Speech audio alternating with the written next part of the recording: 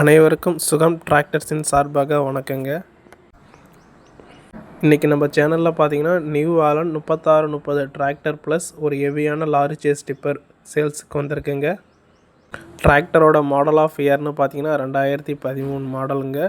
ஒரே ஓனர் வண்டிங்க. புக் பேப்பர்லாம் பார்த்தீங்கன்னா கையில் இருக்குங்க. வண்டி பார்த்தீங்கன்னா power steering, oil brake, double clutch ஆப்ஷனோட வந்துடுங்க.